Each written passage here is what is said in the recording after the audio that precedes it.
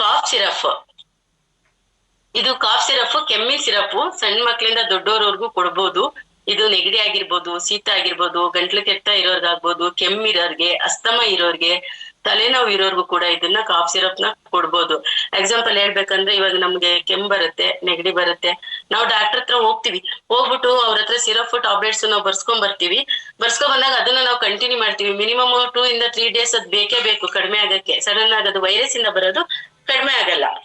ಆದ್ರೆ ನಾವೇನ್ ಮಾಡ್ತೀವಿ, ಅದನ್ನ ತಗೊಂಡು ಕಂಟ್ರೋಲ್ ಮಾಡ್ತೀವಿ. ಆದ್ರೆ ನಮ್ ಬಾಡಿಲಿ ನಮ್ ತಲೆಯಲ್ಲಿ ಇರ್ತಕ್ಕಂಥ ಕಫ ಮತ್ತೆ ಎದೆಯಲ್ಲಿ ಇರ್ತಕ್ಕಂಥ ಕಫ ಆಚೆ ಹೋಗೋದೇ ಇಲ್ಲ. ಯಾಕೆಂದ್ರೆ ಅದು ಗಟ್ಟಿಯಾಗಿ ಎದೆಗೂಡಲ್ಲೇ ಕುತ್ಕೊಂಡಿರುತ್ತೆ.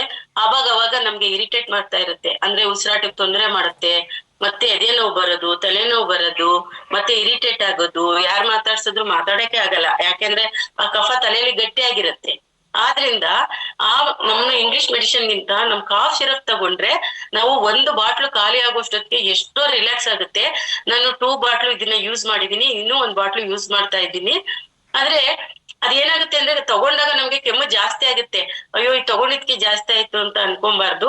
ಅದು ಸ್ವಲ್ಪ ಕೆಮ್ಮು ಜಾಸ್ತಿ ಆದಾಗ ನಮ್ ಎದೆಗೂಡಲ್ಲಿ ಕಫನ ಲೂಸ್ ಮಾಡುತ್ತೆ.